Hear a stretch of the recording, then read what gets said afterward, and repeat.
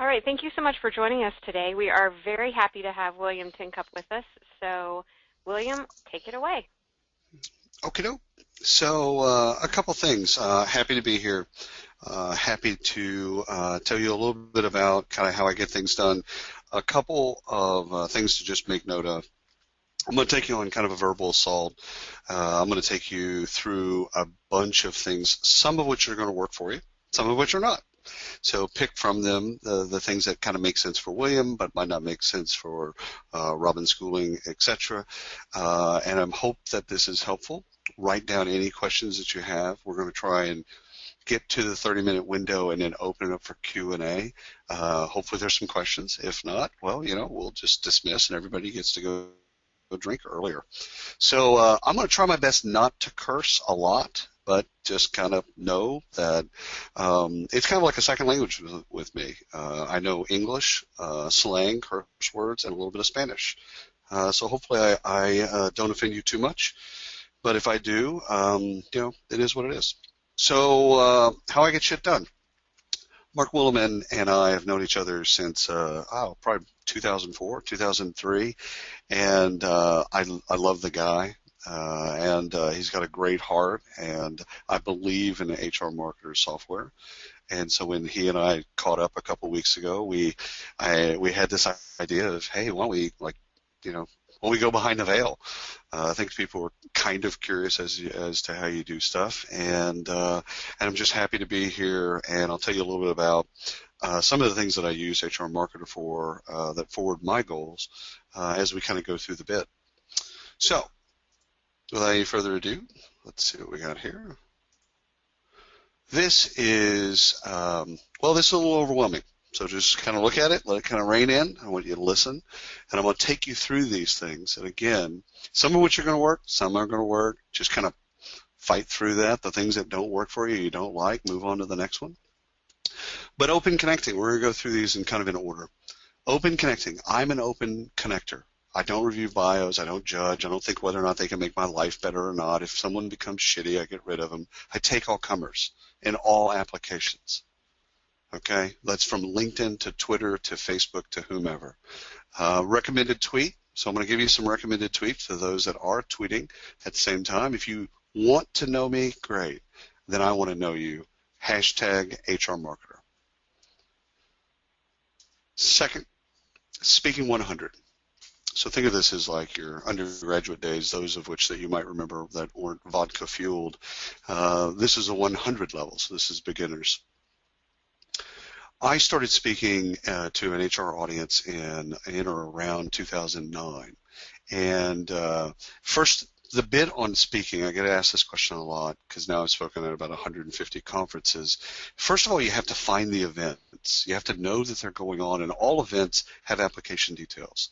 There's a process to when you apply, when the deadlines are, what you have to submit to them, etc. There's this ritual that has to go on with speaking. I use HR Marketer to hunt down all of my speaking opportunities.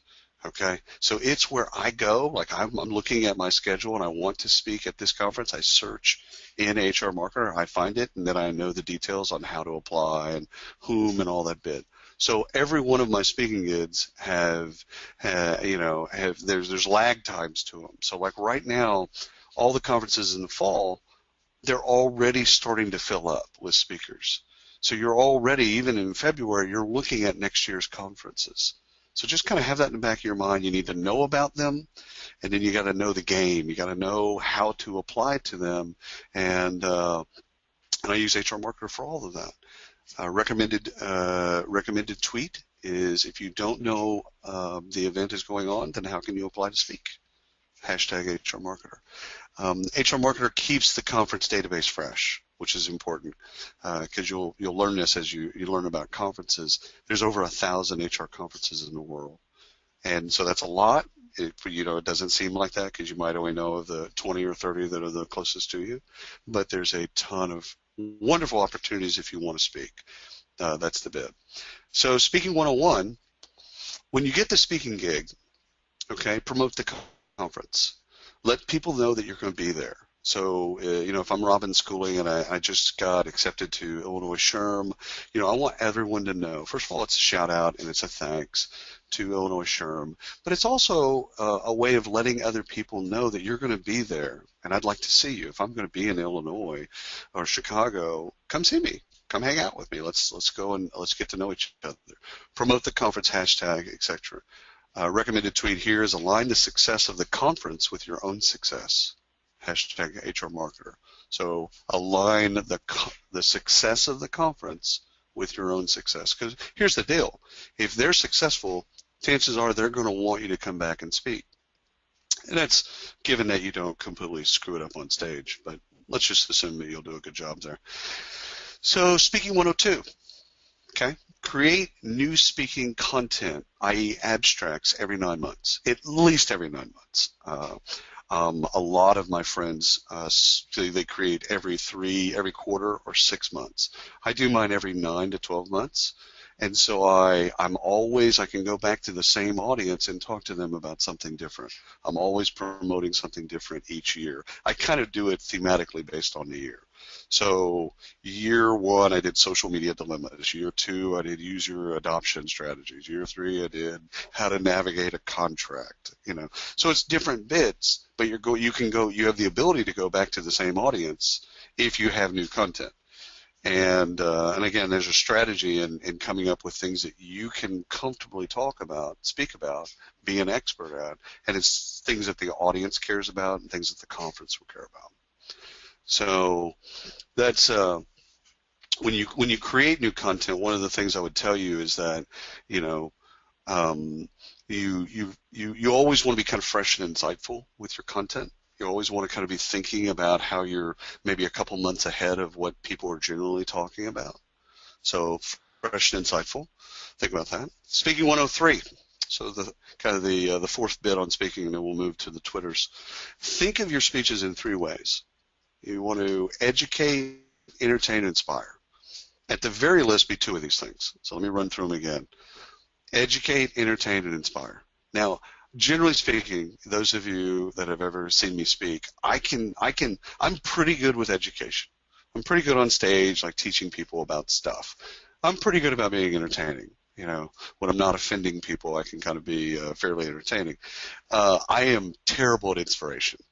And it's because I'm so sarcastic that I just don't buy into most of the things that are inspirational. I'm terrible there. Like I'll never be Marcus Buckingham or Ryan Estes, not just because they look better than I do, but I'll never be there because I'm just not inspirational. And I appreciate my friends that tell me that I am, but I'm not, and I've kind of come to grips with it. So great formula for a speech is educational, entertaining, and inspirational. HR marketer hashtag. So let's move on to the Twitters. So let me demystify a couple things about Twitter. I think when people look at a large follower count, be it 30,000 or 100,000 or whatever the number is that one feels is large, they automatically think negatively. They automatically think, oh, that's bought and paid for, there's some game or something happened in order. I've never bought a Twitter follower in my life. I don't even know how to. I've never done it. I've never done that. I aggressively follow people in Twitter and have for almost 7 years. So I go and follow people, and I give them about a month, 6 weeks to follow me back. And if they don't, then I unfollow them. And I kind of rinse and repeat. I do that over and over, and I've been doing it for a long time. And that's the reason I've amassed a lot of followers. And so just Twitter is simple. Let's get to the 100 level content. I look at Twitter and I sign up for your post about going to Starbucks and having a latte, your sister's coming in from Topeka, and you sign up for my promotion of Fistful of Talent post. Like there's a mutual relationship that we have. I'm going to sign up for your benign shit. You're going to sign up for my benign shit. We're going to go hand in hand off in the sunset. We're cool, but I'm signing up for your stuff. You're signing up for my stuff. And that's why I really believe in the concept of follow back. Like I don't subscribe to the idea that I'm gonna follow somebody and they're not gonna follow me back. Like that just blows my mind. I just don't subscribe to that. But again, Twitter's big enough for everybody. But I just wanted to tell you kind of my strategy with that bit. If someone becomes shitty, just like in LinkedIn or Facebook, I block them. And I only block people that block me. So I don't proactively block people that I don't like. I block people that block me. And so I do use that functionality. So recommended tweet here is if you like Starbucks, I like my Instagram pics. On this, we can agree, right? Hashtag HR Marketer. Twitter 101. Again, getting back to the aggressively following. I aggressively follow. You can follow 1,000 people a day in Twitter. So that's the max. At 1,001, they stop you. You just can't follow anymore for that day. But every day you can follow 1,000 people. You know, everyone knows the 2,000 rule. You can follow 2,000 people, but you have to have 2,000 people following you back. After that threshold, there is no threshold. You can follow 1,000 people on Twitter a day, period, end of story. So I aggressively follow, at this stage of my life, I aggressively follow Twitter lists. So I go in and look at, like, say, Robin Schooling or Jennifer McClure or Lori Rudiman, and I go in and look at where they're listed. And I then go and follow all the people that are following them, and I follow everyone that's on that list. This is yet another place that I use HR Marketer, because in their product, which is called Insight, there is untold, at least 100 different ways that you can find people to follow in Twitter. And using either hashtags or you can do searches to find people. It is amazing. And if you've synced it with your Twitter account, you can follow them right there in application. They also have the functionality to be able to export from hashtags and things like that. So it's just a wonderful way.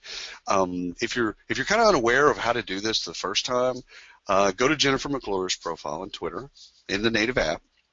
Go to where she's listed. And as you look at where she's listed, look at the ones that cater to the content you care about. I care about HR and recruiting and the ecosystem of HR. And I look for people that have built lists of HR professionals. And then I go and click on the members of that list, and I click and I follow every single one of them. And again, because I'm an open connector, I'm not staring at their bio going, oh, I like Helen, I don't like Jimmy, Susie's this and that. I don't even think about that stuff. If they're on that list, I'm following them.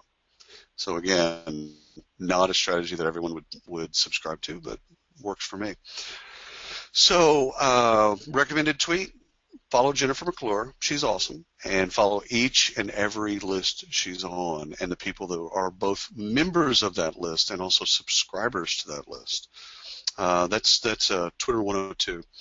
Manage Flitter, which I'd like to call your attention to an application, not HR Marketer.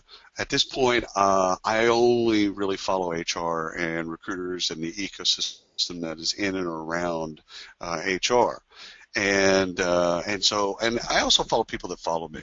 So if someone's followed me on Twitter, I follow them back. Again, not looking at their bio. If they followed me, I follow them back. But what I do in our profession is I go and actively look for those folks like we talked about. But if they don't follow me back, again, I give them a huge grace period.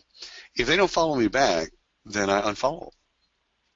Because that's the code that I have that basically, the code I have that, I'm signing up for your stuff. And I've done that. I've been the aggressor. I've signed up first. You should follow me back. And if you don't, then, I jettison that. I use Manage Flitter to do that. And it is not an automated process. It is a manual process.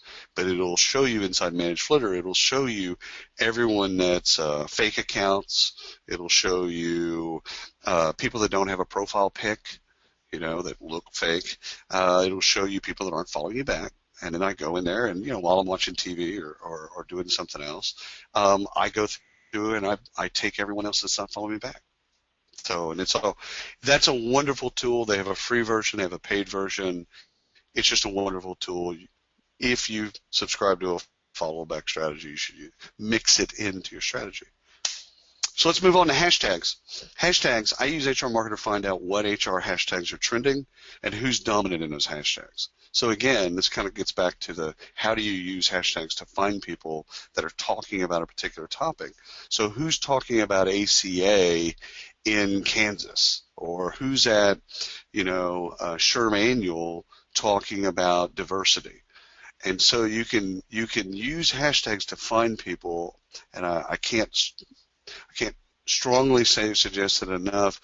that HR Marketer's Inside product is a way, and they've just released some new functionality where you can search hashtags, search profile pics to then be able to pull out the people that have it in that word that you're using in their profile pic, and you can export it or follow those people right there. I love hashtags. I love conference hashtags in particular. I think it gives you great insight into who's talking about topics, and you can find people that you wouldn't have normally found that way.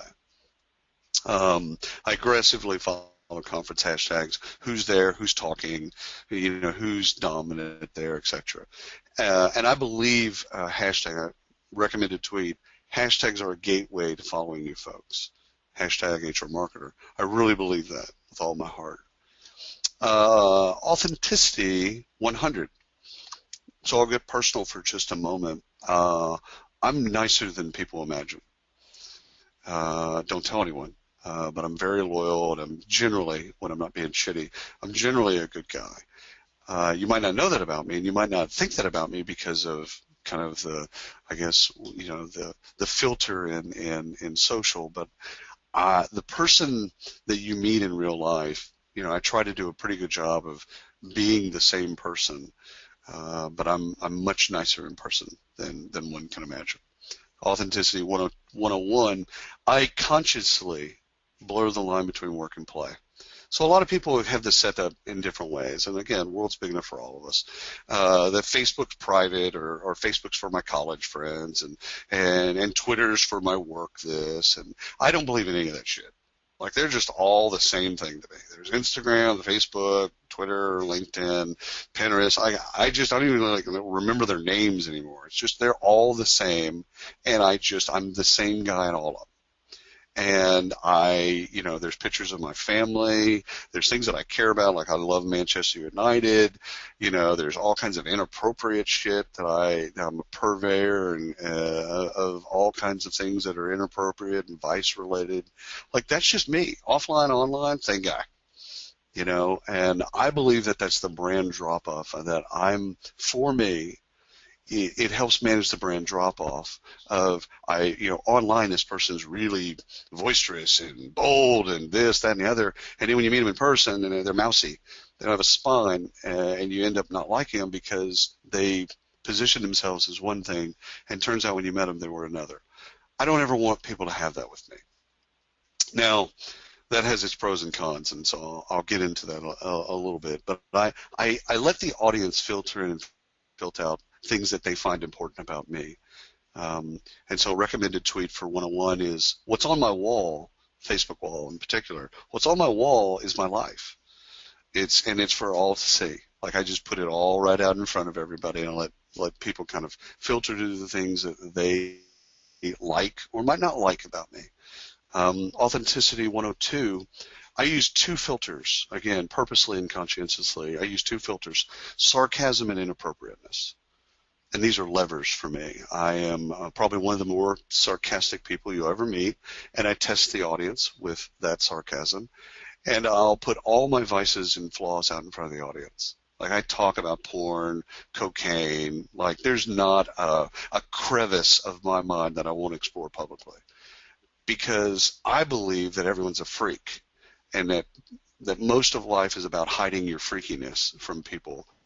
I've put all my freakiness out in front of people so they can pick through it, and come to find out, I'm not that freaky behind the veil. Everyone's already pawed their way through all my freaky stuff. So I curse, I talk about drugs and alcohol, and I openly talk about porn. And I think that to understand that bit, outside of just being shocked and awe, is I do this to test the elasticity of the audience. I do this to make sure that people that are with me are really with me. And in situations where they're not game, like, oh, I don't like to use the word fuck, well, that's one less person that I need to know. That's cool. Like, I'd rather know that now than get into a deal or get into something and then to find out, well, I don't like to, if you could just curse less. Well, yeah, if you could just not speak, that'd be great. So I'm that way all the time, but it is purposeful. And so just as you're building your own authentic brand, be purposeful with whatever your levers are. And again, I'll put mine out in front of you. They might or might not work for you, but coming up with your own is probably a better game.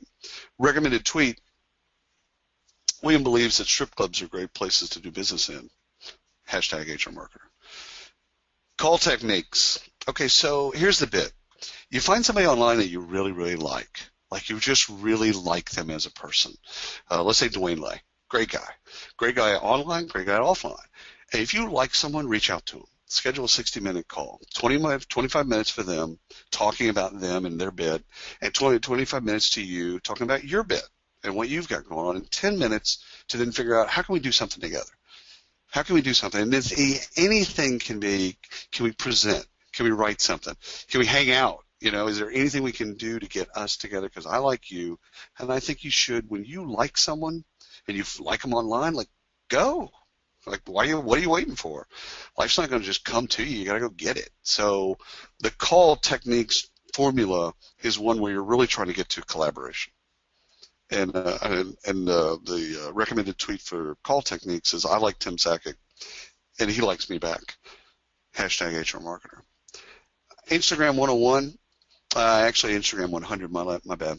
My life is my life. If you look at my Instagram feed, it is my life in visual form. It's things I find funny, people I've met and love, pics of my family, all blurred together. It's all gumbo. And I love Instagram. It's actually one of my favorite applications now. Follow William on Instagram. He's the bomb. HR marketer. Instagram 101. Look for things outside of the normal on Instagram. It's actually one of the places where you can really be inspired. So a trick that I have in Instagram is I follow photographers, artists, models, the beautiful people, and the people that are creating art, as well as our industry. So a lot of people that are in our industry that I know, I follow them, but I also follow all these visual people that are doing really, really fun things because I want to use the visual medium to find things that are interesting and compelling to me visually. So make that work for you. And Instagram 101's recommended tweet is, in order to be different, you need to be different. And if you're looking at all the same stuff that everyone else is talking about, then it turns out you're not that different. So let's get into writing, because I get a lot of questions about writing as well. So writing 100, this is base. Writing 100 is finding your unique voice. There's 450 HR and recruiting bloggers in the world, and most of them suck, and most of them are saying the same shit over and over. And I can prove that to you in about 3 seconds, but no one really wants that to happen. You've got to find your own voice and what you can put your name on that's unique to someone else. Let me say that in a different way. If Robin Schooling, and I'm going to keep using Robin as a muse here, if she can put her name on my blog article, then there's a problem. There's automatically a problem because mine isn't unique enough to me. And so you've got to find that voice, which, by the way, takes a while. It won't happen in your first 100 articles. You've got to figure out how you're unique. If it's the 7 things that do this about HR, that kind of sounds like 100 people have already written that article, then don't write it. Write something that's truly unique and find your own voice. Not hard, not hard to get published, not easy to find your own voice. So if you struggle with it, you're not alone, because I think everyone struggles with it, quite frankly. So because I wanted to tell you a little bit about what I'm doing there, my voice, and the one that I tinker with the most, is I'm the status quo buster. I like toying with sacred cows and getting folks to rethink things. That's kind of my job. That's how I see my job, and that's my voice. So I'm always poking a stick at shit. Like, I don't understand why we do this. Like, you should imagine a world where we didn't do this dumb shit. And so that's my bit. I like doing that. It's kind of in my brain. It's natural for me, and I think that people expect that out of me, or at least that's what I think. So let's see here. Recommended tweet for this one is, if someone else can put their name on your writing, then it isn't unique. Hashtag HR marketer. Writing 101. Everyone needs content. Everyone, from TONT, HR, blogging for jobs, to Fistful of Talent. to halogen software and the vendor community. Everyone needs people to write stuff. So getting published, you don't have to create a blog. I mean, it'd be great if you did, but you don't have to. You just getting something unique, finding an outlet that'll publish it, it's like several emails and it's done. So know that the harder thing is finding the voice and getting something unique created. The easy thing is actually getting it distributed and getting people to publish your content. And there's a pecking order to that stuff. You're not going to get the Wall Street Journal or Harvard Business Review. There is actually a natural order to those things. But the more you write, the more it's unique, the more that you really flex your muscles, the more people are going to want your content. And that can parlay into writing gigs and books and all kinds of stuff. But getting published, to me, getting published isn't hard. Writing something unique, yep, that's hard. 102, writing 102. Write articles with other folks. Collaborate with folks you find interesting or different. Interview them, ask them questions, publish that content, get you outside of your box. Basically find a way to do stuff with others, but even if it's like Dwayne Lay and I could write a blog post in 30 minutes together. And it would be him doing a bit, me doing a bit. Jeremy Ames and I, we were in Amsterdam last year. He came to my session at HR Tech Europe. He loved the content. I don't know why. But anyhow, loved the content. And then he brokered a deal with TechTarget for us to do a series of 7 articles. And he and I are basically taking my content from the presentation and then us writing an article together, he and I writing an article together, and they're publishing it. So publishing, man, that's easy. Don't worry about publishing. Finding something innovative, yeah, that's hard. So collaborate with folks and find ways to do collaboration. And yes, I am referencing Vanilla Ice. So just stop, collaborate, and listen. Conferences 100. So I use HR Marketer to find conferences. Okay, so when I'm looking at conferences, their conference search ability, which is some of the stuff that they've had for a decade. Again, who's keeping track of the 1,000 conferences that are out there? They are, and they're up to date. And oh, by the way, they're searchable. So you can go in and say, I'm looking for benefits, or I'm looking for things in the food service industry, or I'm looking for things in Texas, and it's all searchable, and you can find all of those conferences. They've also got with Insight, which I really love, and this is new functionality, they've got a bit now where it's upcoming conferences. So you can actually log in and see, here's what's coming up in February. Here's the things. Here's where we're tracking. And you can click on it and then see hashtag. You can see who's contributing to that hashtag. You can see all kinds of great stuff. So their Insight product and their historical HR marketer stuff is really starting to blend together. And so some people you're wondering, like, HR marketer, I get it. How much does it cost? I think $5,000 a year. And for me, that's one paid speaking gig. I get one paid speaking gig. HR marketer's already covered. Done. So any conferences, you got to find them. We've already talked about that. I use the search functionality at least 2 or 3 times a week. So I use it a lot. And again, the whole bit here is that I tell you how I get stuff done. Recommended tweet, over 1,000 conferences in the world. Do you happen to know all of them? Question mark. HR Marketer does. Hashtag HR Marketer. So Conferences 101, at conferences, meet folks that you have an online relationship with. This is one of my favorite bits, is that you have a relationship, like say I have a relationship with like Stacy Zapar, who I actually just think she's just a fantastic person. I have had a relationship with her online for about 5 years, but I just met her last July at an event in Vegas. So we went, a large group of people went and had drinks, and I actually got to, and it's weird because you already know the person, you know their kids, their husband's name, their likes, their dislikes, all their political rants, religion, all that kind of stuff. It's all thrown in there, so you know them, but you don't know them. And so what I'm suggesting to you about conferences is when you go to them, if you're speaking or not, regardless, go and seek out the people that you have an online relationship with. And find a way to bridge online and offline, and find a way to, I want to get to know you. Like, this is a real easy bit. You're going to be there. I'm going to be there. I would like to have, 15, 20 minutes with you. I want to get to know you. And so, yeah. LinkedIn 100.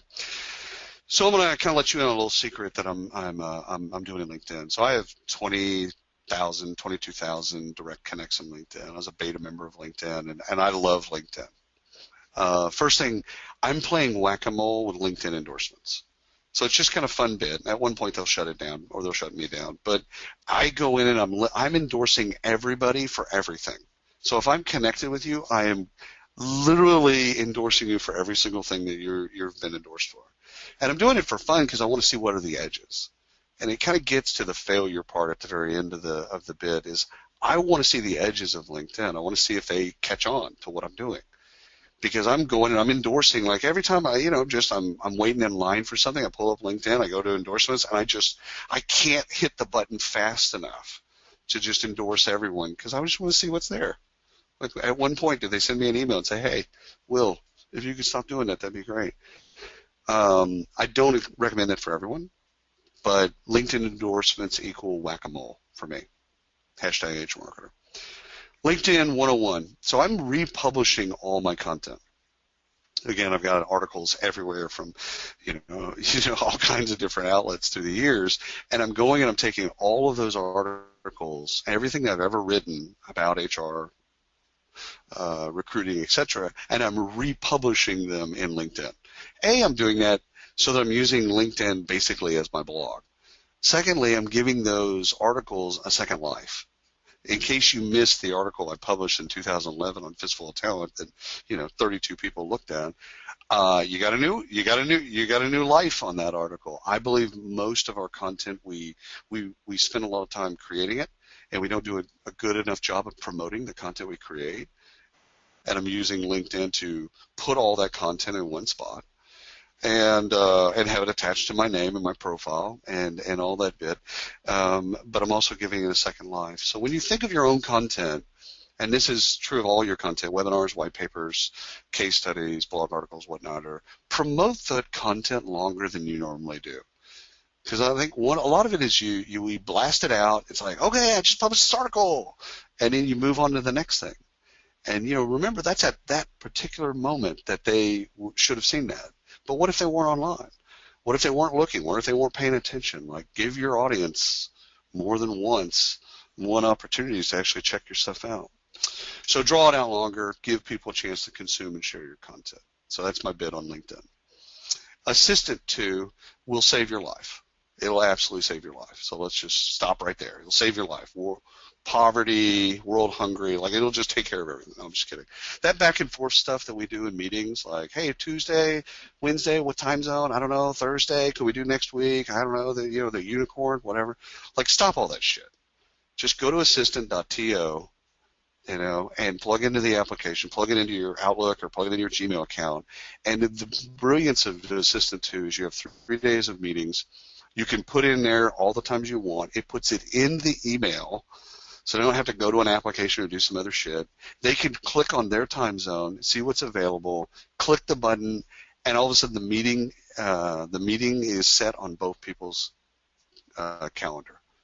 It has saved my life. I guarantee. I know I have 20 meetings, 20 calls a week. It's probably saved me 5 hours of my life a week. So use it, please. Good God. It is just fantastic. So we'll move on to Promotion 100. Promote others. The game, it isn't about just speaking from the mountaintop and yelling all this stuff that makes you wonderful, because there's a lot of stuff that makes you wonderful, but truth is, it really is a game of caring enough to promote others and take pride in getting their content to a wider audience. It's absolutely something you should, not just do, but care about in promoting. If you pick somebody's content, Lori Rudiman's content, then let everyone know that you like it and promote other people. And I believe there's a formula. I use kind of a formula of 6 to 1 where I promote 6 things of other people to the one thing I promoted myself. So if I'm in a heavy promotion mode, like I'm going to HR Tech, let's say, and I'm really promoting the hell out of the conference, I'll get really aggressive about promoting others, because I don't want people to have the perception that William's this asshat that does nothing but promotes himself all the time. I do. I mean, but I also want other people to be promoted. And I want there to be, I don't want anyone to ever kind of check that balance and go, yeah, he just talks about himself all the time, even though this webinar is about me talking about myself all the time. Anyway, promotion 102 or 101, when someone publishes something, when you're lucky enough to have someone else publish something of yours, promote them in the piece of your network. So if let's say again that fistful of talent bit, if they like my article enough and they publish it, I want to care enough about them and that medium to then put that in front of the audience. And it's a thanks, but it's also calling the audience to, hey, Fistful of Talent's a collection of really cool stuff. Not just my article, paw your way through my article in 5 minutes and then, get on to all the other great stuff or get on to great stuff, period. So I believe I believe strongly that sharing is caring. That if you really care about something or someone, you promote them. So we've got a couple more left, and I'm running a little bit over, but let me get through them as quick as possible. Facebook 100. Connect with those in our industry. Even if you use Facebook for private, there are some wonderful personalities on Facebook, and they do things in Facebook that they don't do in other places. So if you're following them, a Matt Charney, let's say, and you follow them only in LinkedIn, you're missing the Matt Charney. And there's a wonderful Matt Charney over there in Facebook that you should really get to know. And so I tell people all the time, go into Facebook, find the people that you really like in other mediums, go and find them on Facebook. And if not friend them, at least follow them as best you can. So Facebook 101 is about Facebook groups. Facebook groups are better than LinkedIn groups. So let me let that set in for a second. Facebook groups, there's wonderful Facebook groups. Don't tell anyone. Join as many as you can that are useful, but Facebook groups are fantastic. They're great ways to collect, really interactive, more interactive than LinkedIn groups. So go over there, search them out, find them, get involved. You'll thank me at one point. Recommended tweet, turns out @Animal has some really great secret Facebook groups that I should join. #HRMarketer. Native apps. I'm in the native apps of LinkedIn, Facebook, Twitter, and Instagrams every single day. I have them up on one of my monitors. I have 3 monitors. I have them up on one of the monitors all day. I never log out. I'm on them all the time. In fact, I'm rarely not connected to those places. Now, again, that might work for you, it might not. But I believe balance is what you decide, not what others think. If you like those applications as much as I do, be in them. Don't apologize. So, but I'm in the native apps. I don't use TweetDeck. I don't use Hootsuite all that much. I should say that I use Hootsuite to schedule on the off chance that I schedule something in advance, which I don't do as much as I used to. I'll use Hootsuite for that, but other than that, I'm in the applications either on my phone or desktop. Peeves. Not that you'll ever care, but I thought I'd cover it anyhow. Texting drives me crazy. I have fat thumbs. I hate voicemails. I use Skype for all my outbound calls. Don't call me a cell. My cell number, I'll give it to you, but it'll just go to voicemail. And so, something to think about your peeves and what you kind of come to grips with your peeves is that you have idiosyncratic behaviors. You have them, I have them, everyone has them. And that's a part of the bit. That's a part of makes you you, and letting people know that kind of helps you navigate those idiosyncratic behaviors. Twitter feed. So I've been blogging in this space since about 2005, and I RSS blogs that I like. And what that means is I go to Robin Schooling. I'm going to keep using her name until she screams at me. And I promote the people I like. I've read 50 of her articles. I like Robin as a person. She wants to get in there and write some other article. I don't need to go and read it. In fact, a lot of it is I go and read them after I've already promoted it. And that works for me. It might not work for you, but I love RSS. I love using my Twitter feed as a way to then take other people's content when they publish it and then put it in front of my audience. And the pronouns might not be right there, but the point is I think it's kind of a part of my responsibility to then make sure that folks, if they didn't, maybe they didn't subscribe to Robin's deal, but if they see an article and they get curious, they click on it, and they go to her site and they consume it, and then they fall in love with Robin. because she's fantastic. So twitterfeed.com is a free website, and you can do the bid. You can sync it with Facebook. I don't do that. You can sync it with LinkedIn. I don't do that. I always sync it with, I take the RSS feed and I sync it with Twitter. And I only do that. I vet the people that, and I've had people that have asked me to take it off. I've had people that have, slammed me about it, etc. But, it is what it is. I like it. I think it's a good thing. There you go. Failure. Okay. So I fail every day. I fail multiple times a day. I believe that it's a game of failure management, that you should be failing and trying to do things to just see if it works or if it doesn't. In social and in marketing in general. Marketers should have lab coats on. And I consume failure faster than normal people. I try it. If it works, great. If it doesn't, great. Move on. But I absolutely view failure as an antihistamine, and I view that you should inhale it.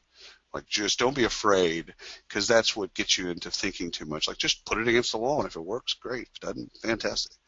Last one before we get to Q&A, podcasting. So really the bit in podcasting, most of you might know that I have a podcast called Drive Through HR. Okay, so audio content is different than the strict narrative. For me, and again, this is for me, talking is easier than writing. I'm not a natural writer. John Sumser, my partner in Key Interval, natural writer. He could write something, I swear to God, you talk to him 10 minutes, he could write something. Boom, done. And it's beautiful, all right? I'm not that guy. When I write, it's at gunpoint. But talking, no, I'm comfortable there. I'm good there. So podcasting works for me. And really what I want to convey before we get to Q&A, recommended tweet, make the medium work for you. If you're good at video, fantastic. Do video. Do Vine or do Instagram video or do YouTube videos. If podcasting or talking is easy for you, fantastic. Setting up a podcast, my 9-year-old son can set up a podcast. It isn't hard. It's easy. So it can't be the barriers. You've got to find out where your mediums, where you work best. It might be writing, it might be other things, but that's podcasting. So I'm going to go to the final slide, and this is me. Well, this is a cartoon rendering of me, but this is me. All of this stuff, again, I wouldn't be as connected as I am if I didn't completely whore myself out in all the different places where you can connect with me. This is me. So this is my phone number. You can text me. I probably won't respond. But these are all the ways that you can kind of follow me or connect with me or whatever. I'm sorry I went over, and I'm ready for Q&A. Awesome. Thank you so much, William. And we do have a couple of questions. In case some of you missed it, one of the questions was we will be sending you a recording of this, so you will get that in a couple of days. Just so you're aware of that. And all right, let's get to one of the good ones. Janet has asked, how do you organize your time? What's your day look like in balancing content, promotion, and client work? So I wake up, I dress my kids. Great question, Janet. I dress my kids, I take them to school, I come back, and I give myself about 40 minutes in social where I don't have anything else to do. I just basically click through, catch up, see what's there, etc. Then, depending on the day, if I've got an open day where I've only got 2 calls, I can really do fun things in social. If it's a day like today where I'm back to back with calls nonstop, I'll do a couple things. I'll actually think, okay, I want to make sure that I want to promote this, and then I just wove it into the day. But I reward myself with social. So, like my addiction, I have very few addictions. My addiction is fast food. I'm probably 60 pounds overweight, and truthfully, if I've got to trade that addiction to something else before it completely fucking kills me. But I don't have a social addiction. I can actually turn off social. I don't because I like it. But what I'll do is I'll reward myself with social time. So, Janet, one of the things to think about is think about your day and what are you trying to achieve? Like, do you just want to consume other people's content that day? Do you really want to promote something of yours that day? Is there something you fell in love with, a picture, and you really want to or an artist, and you want to put that out in front of the audience? And do your work. Like, get the work done. Whatever your work is, get your job done. And reward yourself with social time, not the other way around. And I think for the people that have a social addiction, if you will, that's where they've got it backwards. they're in social so long that it occupies their life that they can't figure out how to get the work done. I flip that around. Do the work, get your job done, get your work done, and then reward yourself with 30 minutes of Facebook time, etc. That's awesome. And Janet just submitted a great point. It's good advice for probably all of us. Another question, just so you can reiterate, what is your podcast name again? Drive Through HR. So it's on the podcasting technology Blog Talk Radio. So blogtalkradio.com/Drive Through HR. But setting up a podcast, seriously, maybe 10 minutes. Okay, awesome. And then we have a question from, I think it's pronounced Mijay. I was literally just introduced to you about 4 hours ago and decided to hop on this webinar. I'm transitioning my career from marketing to HR, and I'm currently doing an HR master's, postgraduate certificate. As someone who has done this transition successfully, what advice do you have for me? Well, marketers are, generally speaking, jaded, cynical bastards. And one of the things that you'll love about HR and HR professionals is they're optimistic, they're hopeful, they're loving, they're caring, and they consume content. So when you market to a marketer, they're looking at your font choice, the paper, did you kern things in an appropriate way? They're judging you nonstop. With HR, there's still judgment, I guess, but they'll consume the content. Like, you send them something thoughtful, you send them a white paper that's really, really well done, and it actually says something that would really help people, they'll read it. They'll really read it. Page in and page out, they'll read it. Marketers will never do that. And so the transition, you'll love the parts of you that love marketing. You're going to love even more about HR because the audience will actually, they'll consume your content. And as a marketer, there's no better kind of reward than someone that consumes your content and shares your content. So plug into me, email me afterwards, and I'll give you some other pointers. But yeah, you're going to love the transition. I think more people, we're going to see that more with both the hard sciences, left brain, right brain. We're going to see that with more people that come into HR for all the right reasons.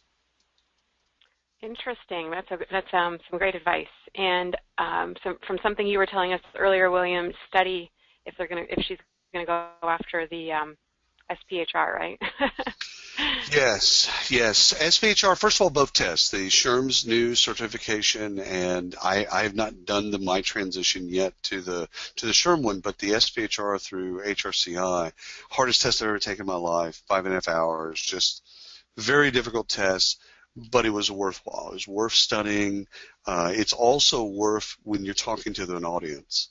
So that you can relate. You have something in common with them because you've taken the same test that many of them have taken. I'm going to transition a lot of my stuff over to SHRM's certification program here by the end of the year. Great. And we have one more question that just came in. You mentioned that writing something unique is harder than getting it published. So Andrew is wondering, where do you start in trying to find original ideas rather than just regurgitating other blog posts and articles? Well, Andrew, you've asked the quintessential question. Don't look at anybody else's stuff. So, and which is hard, right? So if you're doing nothing but consuming other people's content, you're going to write their stuff for them. You're going to write in the way that they would write. Like if I just did nothing but consume Jessica Miller-Merrill's content, I'd be writing articles like Jessica Miller-Merrill, which work for her but wouldn't work for me. So you got to stop consuming other people's content. You got to really get in your own head. And if you think it's a unique idea and you really, really believe in it, then it is. And until it's proven otherwise. And I'm not even worried about trying to come up with something no one else has come up with is an impossible task. I don't believe that. I believe there is no new art. And again, my undergrad's in art history. I memorized 12,000 works of art in 3 years of my life. I don't believe there is new art. I think there's new ways to create combinations of art. And so trying to find something that no one else has ever said in HR about HR, yeah, impossible. But coming about that and saying, this person over here says this person over here says this, and I believe this, which is a synthesis That's one way that you can be unique, is that you play the game of Jessica said this, Robin said that, Trish McFarlane said this, and Lori said that. I believe the truth is somewhere here in the middle, and then expound on that. That's a good bit, because that's a kind of a really high level of saying you should also pay attention to what they're saying, but here is the secret that pulls all of them to the center. That's one way. That's a synthesis model. I have a speech impediment around that word. I should probably not use that word. But really, I think getting in your own head and coming up with your own bit, it's comedy. So how do comedians do it? You come up with a bit, you get in front of an audience, and you try it out. Oh, that sucked. Okay, don't do that anymore. Move on. But comedians don't copy other comedians, generally speaking, not the folks that are really good. Wow, great stuff. So I think that actually wraps us up for questions. If anyone has anything else, you can definitely reach out to William directly through his contact information there. So thank you, William, for your time and sharing all your secrets to who you are. Absolutely. This was fun. Thank you for having me. Yeah, thank you. Have a great day, everyone.